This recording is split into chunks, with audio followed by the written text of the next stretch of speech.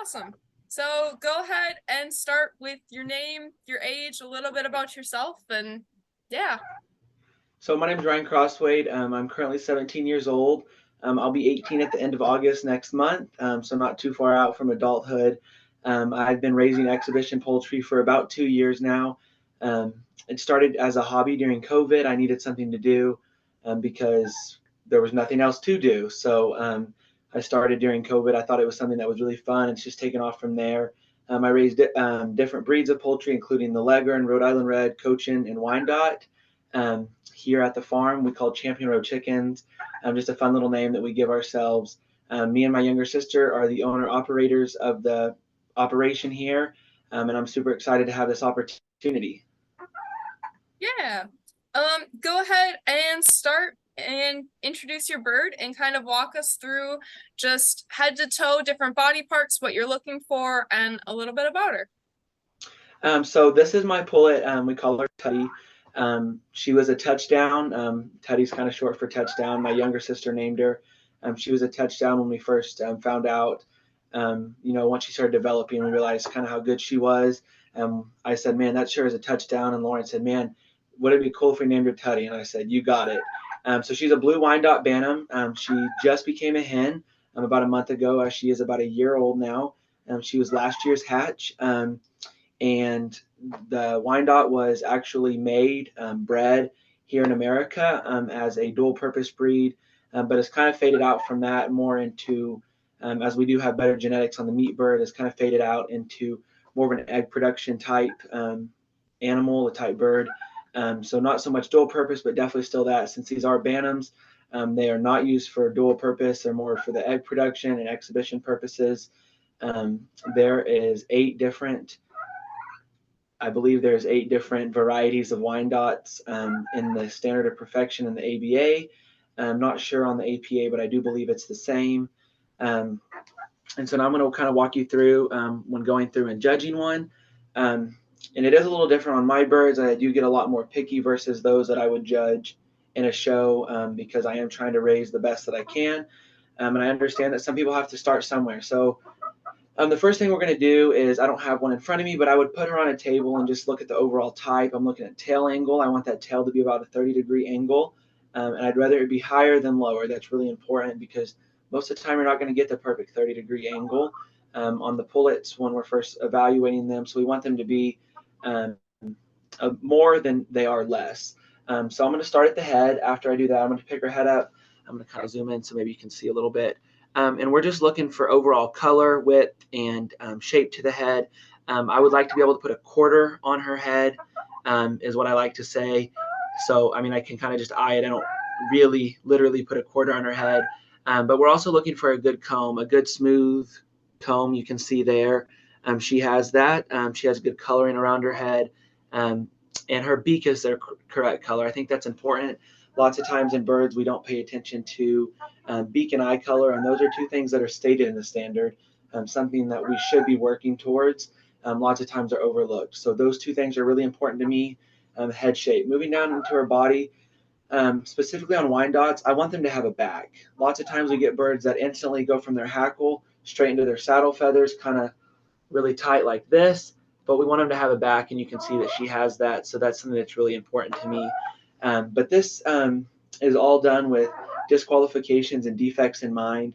If I see one automatically off the bat, I'm not even going to go through the bird. If it's a disqualification, I'm going to go ahead and kick that bird in the coal pen, as I don't want to continue my breeding program with something that has a disqualification. But once I get down the back, I'm going to go ahead and open the wing feathers here. I want to make sure that she has all her feathers there. I got to be careful of doing this just based on age. Some birds mature faster than others. But you can always kind of feel down in there to see if there's actually a feather there. If there's not, you know that. So then she would get kicked out because that would be a disqualification. The next thing we're going to do is we're going to look at her overall kind of width. I don't really know how to tip her without getting all startled up. But we want to make sure that she's the same width throughout her whole body. We don't want her to get big in her head, thin in the middle, and then big in the butt and her tail. So that's when I'm looking at her type stuff and disqualifications. Then I always look for color of things. Is her head the correct color? Is her body the correct color? On blues, I'm a lot more lenient on the color, as they are something that we can't ever get just quite right, as they are really hard. Leg color, you can see she's a hen, so she's getting a little more yellow in those legs. And she's losing a little bit of that lacing she had when she was a younger pullet. And so then we go over color. And if I find something that I really enjoy about her, but something I don't like so much, I might keep her in a pen just to try to breed her back to get that one aspect. Or if there's something that I really don't like about her, that's when I go ahead and cull. I cull about 90% of all chicks that I hatch. On some breeds and my Wyandottes, I cull up to 95%. We'll start out with 100 chicks and end up with about 5 or 6 to make sure we're getting what we want and what we're looking for. Okay. Can you describe, just really short, your overall care of the bird? We're talking more like feed, short term, long term, and prepping for shows. Yeah, so to me, prepping for show starts from the day that they hatched out of out of the egg. It's really important to start these birds young on like a 20% medicated feed is what I prefer. Gives them lots of protein, but also the medication helps them from. My main one is coccidiosis. So I do medicate the feed and water. I give them a 7-day preventative treatment of Corid, which helps prevent the coccidiosis. As at my house, the birds live on shavings for the first 2 weeks of their life. So they need that to make sure that they're not getting coccidiosis, since they don't have a wire floor for the first 2 weeks of their life. But the show prep starts really early. We want to make sure that, especially on the white birds that I raise, we're going to keep them on wire from that 2-week mark all the way up until we're done showing them. We need those birds clean, and the easiest way to keep them clean is to never let them get dirty. So we do keep them on wire for that. The feed, we feed them a 16% red rooster feed. It's a game bird feed that we have here in Oklahoma, and it's something that is well for all types of birds because it is so well on their feathers and body type. As they get out of the show, we like to tone it down a little bit and closer to a 14 or 12% feed. That way they're not getting overly fat, and we can keep the egg production up, as well as just healthy birds that aren't getting overly big. For show prep, there's a lot of things that we do just to kind of make it a little more simple. When we get to shows, we like to put a sheen over, after washing them, we like to put a sheen over the top of them, use a silk rag to kind of wipe that down. A good bird, regardless whether you put sheen on them or not, so don't ever overdo it. That's really important to me. Is light sheen, wipe them off, put them in the cage, and move on. A good bird's a good bird, and that starts from, like I said, the chick and not the day of the show. Good answer. Um, I've got some just general poultry questions then. Can you name 5 defects and 5 disqualifications in chickens, either breed specific or general? So disqualifications would be something like a split wing, and this is the general split wing. You have squirrel tail, split tail, not squirrel tail, split tail, which is going to be where lots of times you see it, and it's a disqualification only in cockbirds. Cockerels, it is not a disqualification. You are going to have side sprigs, an inverted spike on a rose comb specifically, as well as characteristics on a bird that should not be a characteristic, leg feathers, head crest, anything that would be there that would not be true to the bird. A defect is anything that is not desirable, that is not something I already mentioned. So maybe a defect, lots of times it's overlooked. It's things like color that aren't correct. In white birds, lots of times we have what we call a pure white bird, and they're going to have a little bit of what we call ticking in them. It's going to be a little bit of white pepper color in them. It happens in buff Orpingtons as well. That's a defect, not a disqualification. Head size, maybe type that's not quite as good as we would like it. Tail angle too low, too high. Wings that don't sit horizontal on the Wyandottes, wings that don't sit horizontal are all going to be defects and not disqualifications. Nice. Part of the Pips and Chicks show is, while it is majority chickens, we also have Coturnix quail, and we're pushing for a Coturnix quail standard, as well as to get them into more in-person and shows in general. So we had some exhibitors in both, so we're doing some showmanship questions for both. So what are 5 major defects or disqualifications in Coturnix quail? So a defect and disqualification in quail would be something like, in my experience personally, there is no standard. So there is the proposed standard. I haven't had an opportunity to look over, but from my experience judging county shows, things that I would call like defects and disqualifications would be like a dirty bird would be a defect. Birds that don't have all their feathers, lots of times their breast feathers on the males. For some reason, I noticed that last weekend when I was judging a show, the male's breast feathers were gone. So I would consider that a defect and not a disqualification. But also the same as chicken, something that's not characteristic to the Cornix quail. Like bob whites are going to have something on the top of their head. If that was in a Cornix, I would consider that a disqualification. And Yeah, absolutely. In general, other things that are in the proposed standard, things like your roachback, your flatback, okay, bow-legged, leg stance is huge in quail, crossbeak, just general things. Most things that apply to chickens also apply to quail. What are the two most common ingredients in commercial feed in the United States? I believe that it is corn and soybeans. Yeah. Can you name any others, especially popular things in other countries? Feed ingredients in other countries. Ooh, I don't know. That's a good question. I'm trying to think what they grow in other countries. Well, other things we have in our feed, so maybe in other countries would be like peas, as well as pelleted feed that has just pure vitamins and protein in them. Yeah. Typically, like I know something that's becoming really popular right now is sorghum, in countries Okay. where they can't grow corn or soybean as much. Um, what does depth of body indicate in a bird? Depth of body shows age, but in exhibition poultry, this was a question I got, and I actually had the opportunity to learn a little bit more about this from an old mentor of mine. The depth of body can mean a lot of things. If you're looking for depth of body in a bird like a cochin, lots of times that just goes back to how they were bred. That's genetics. But depth of body specifically in birds like a Wyandotte are due to bad genetics or age. Age will start to make a bird saggy, so to speak. Their tail angle won't sit as well, their head doesn't sit as high, and number one, their belly wants to drop. So depth would show age. Yeah.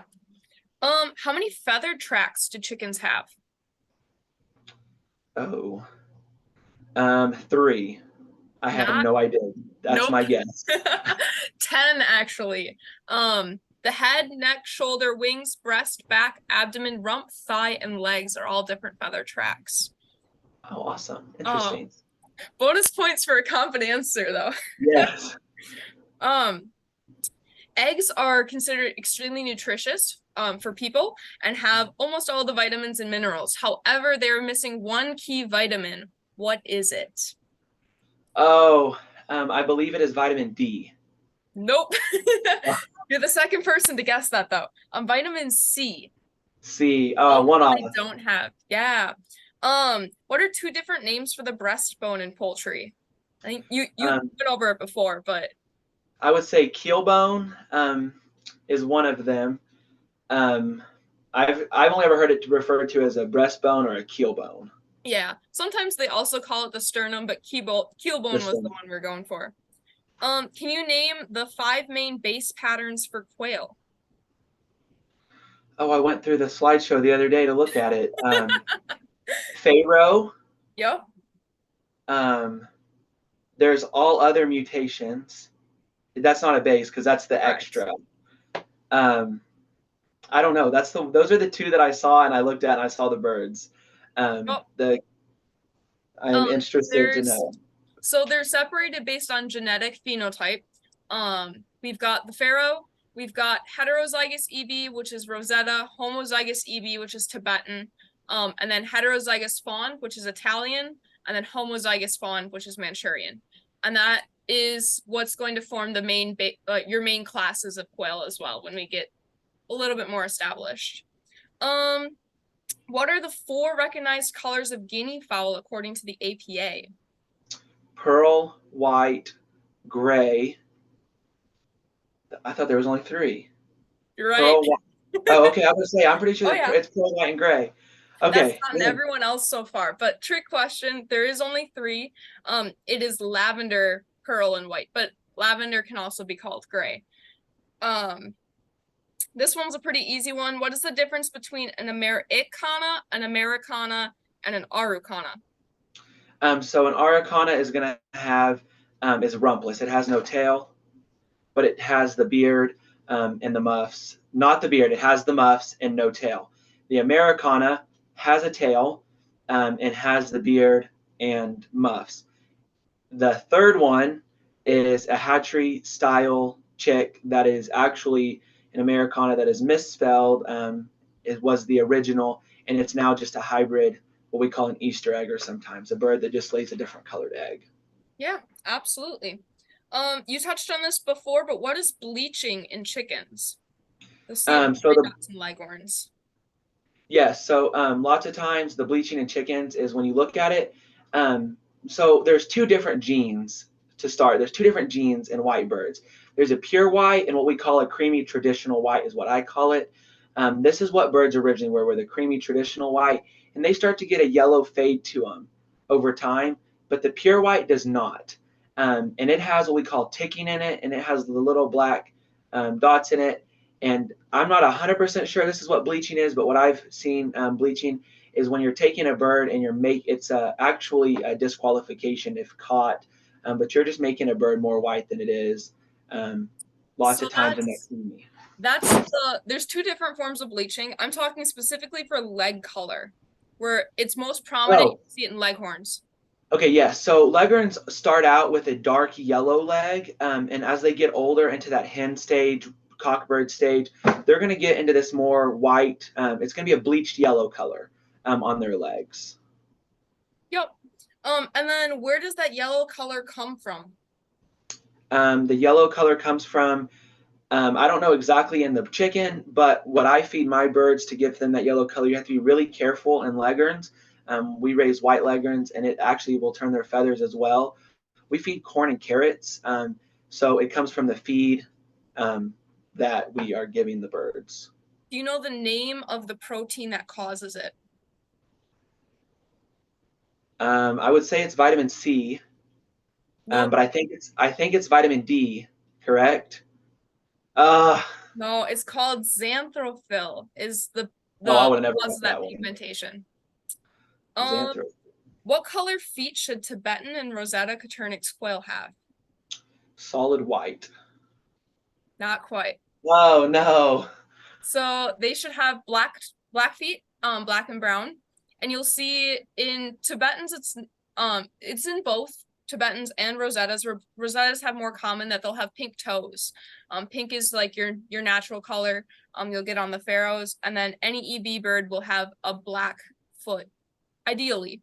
So is that gonna be a foot? Like, okay, so like on blues, you can see she has like the yellow feet, but then I guess you can't really see the way I'm flipping her. She starts to get that black on top. Is that supposed to be black too on the quail feet, like the whole leg? The whole leg will be black, like including most of the pads of the feet as well. Oh, okay, interesting. Yeah. Yeah, I just It's want to kind of learn a like little the bit. Samani, where like eventually we'd like to get to the point where it's like black toenails and everything, but we're getting there. It's a start. Yeah. What is biosecurity and why is it important? So biosecurity is really important. We saw last year and in 2015, before I actually had chickens, there was a massive AI outbreak. This is an extreme case of biosecurity, and these are the things we're trying to keep out. We're trying to keep out the disease, but the biosecurity covers everything. So you want to make sure before going into the barn, we have a bleach station. We call it our bleach station. It's a little barrel that we've cut the tops out of and walk in there and put the bottom of our feet in bleach. We wash our hands between each bird. And the biosecurity is just doing what you can with what you have in order to keep your birds safe. I'm not going to transport birds to shows and bring them home and put them right back in with my other birds. I have a quarantine room. We put all the birds that go to shows in. They live in there for 3 weeks before ever leaving that room again. Yeah, absolutely. How much floor space should be provided for large fowl, bantams, and quail? We're talking about square foot per bird. For Bantams, I believe it is 8 square foot in terms of coop and run space. But I do like to double that on my Bantams. I want my birds to be as happy as possible. They actually get about 20 square foot per bird, which I know seems excessive, but I want them to all be happy. Large fowl, I would say probably about 15, 16 square foot. And quail, I actually have no idea, but since they are smaller, I would say somewhere closer to 3 or 4 square foot. So you've got the aviary settings on there, like your max production, including run space. What about just coop space? So in coop space, like I would keep them locked up in would probably be about the a little bit smaller, so closer to 4 or 5 square foot for bantams, 12, 13 foot for large fowl, and then 2 or 3 square foot for quail. Way overestimating there a bit. Oh no. University Iowa numbers are about 2 foot for large fowl, 1 foot for bantam, and quail in a production setting are usually about 4 to a square foot. So Oh wow. yeah, but Wow, a that's lot smaller. production versus like a grow and exhibition setting. It never hurts to have more. Well, in quail it can, but if you're over 2 foot a square foot, 2 square foot per bird for quail, you'll be fine. Um, how is salmonella spread, and can quail carry it? So salmonella is spread to humans actually through eggs. All chickens have salmonella in them, the salmonella bacteria, and that's where the eggs are getting it from. We want to make sure we cook it to clean it out. Um, I don't know the answer to this either, but I would assume yes, quail can get it as they are just another type of poultry. Yeah. So, kind of a trick question. You nailed the salmonella part. Quail, um, there's a bit of a discussion on it right now, but currently in the past it was believed quail can never transfer salmonella to humans. They can carry it, but they have a lysosome in their body and their core temperature is just a few degrees higher than chickens, which means there's never actually been a recorded case of people contacting salmonella from quail eggs. So because of that, some people believe that quail can't give you salmonella. It's not extensively proven, but hasn't been proven either way. So uh, Interesting. yeah. How many primary and secondary feathers should a chicken have? I believe so. I just got done talking to someone about this, about tail feathers. There should be 7 on each side on the tail feathers. I believe that it is the same for primary and secondary feathers if you are counting this outside little feather. Yeah, do you know the name of that outside feather? I do not. The I'm not allelic gonna lie to you. feathers. I Which one? only know it's the allelic feathers, and I only know that from quail. Interesting. It's a pain in the butt for me to condition because it kind of droops down and you gotta keep it pushed up in there or they drag it on the wire.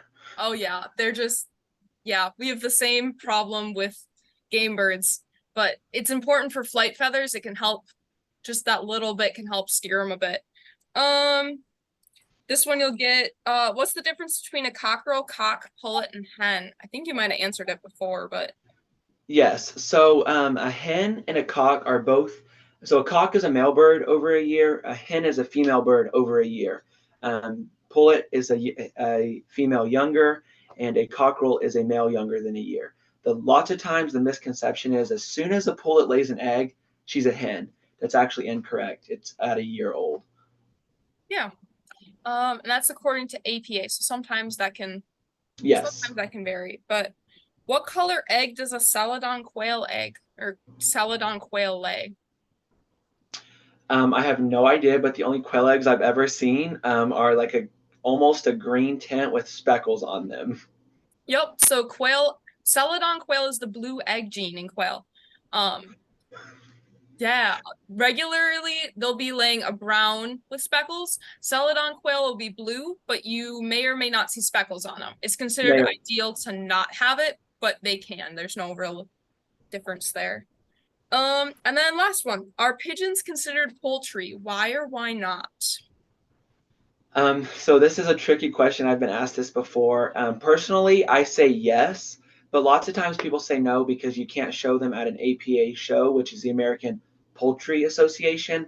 But I say yes, they are considered poultry. But I'm kind of on the fence because I can see the argument of no, they aren't because they're not shown, but also see the argument of no, they're not because I wouldn't consider just a bird like flying around. I wouldn't consider that poultry. But I also do understand that you can show these birds, and they have big shows for pigeons. Um, so, actually, talking out loud, I would say no, they are not considered, but I think that's really on the fence, determined. Yeah, that's pretty much spot on. Right now, there's a push for pigeons to be considered poultry, they are not accepted into the APA, so they are not by the APA. Like if you're gonna define it just with the APA, if they are not considered poultry, they really don't have a classification. So quail are sometimes called game birds. Poultry or pigeons are not considered game birds. They just kind of are pigeons. So Just pigeons. yeah, the answer for that was any answer you give as long as you can support it. And like poultry by definition is a bird that produces eggs and meat. And so whether or not you consider that to be a pigeon is kind of up for debate. But If we're going by that definition, a guinea is not one because I would not eat a guinea for meat. well, guineas are in the, I don't know how they got in the APA. I'm not gonna lie, but They are kind of random. I do notice that, like, especially at county fairs, you would be shocked, like the amount of guineas that show up to show. And there's yeah, actually like really good ones. Like at a county fair in Missouri last weekend, I actually used a guinea. I felt really guilty. I used a guinea to win the whole show. But like it was like one of those things. Like it was like a really not, like I don't even know how to describe it. Like I literally had to read out of the standard. I was like, nice shape, leg colors right. Like everything about this bird is so good. Like I couldn't not use it. yeah. No, I am not a guinea person, and it just like I don't know how they got it into the standard or not, but there's a whole bunch of people, at least like back in Wisconsin, that aren't happy about it because then they have to go and they have to judge all the guineas and they're like, I don't know what I'm doing, but it's interesting. I remember, I think it was 2 years ago, a guinea won the Ohio National Junior Show, and I just remember reading the Facebook post. Like, people were so angry. And I was like, they're in the standard, so you can't really be mad about Right? it. Oh, and they're pretty new to the standard, aren't they? I believe so. I think late 50s, but I'm not 100% on that. No, I don't, like I said, I thought it was like 2000s that they were in there. oh, well, that's really Like, new. I don't know. yeah, Like I said, I don't like guineas. The only reason I neither do have to I. know a guinea is so that I can judge, because I do have to be across the board when judging. So I do have to know a little bit about them. But when they do pop up, I still read the standard every time. Oh yeah, I'm not a guinea person. Those Quail are I like the quail, but no. And there's are people cool that are animals. what? The quail are cool animals. I Well, personally have never had any, but I think they're. I tried to hatch them out once. It was a disaster. None hatched, but they're cool animals. oh yeah, definitely neat.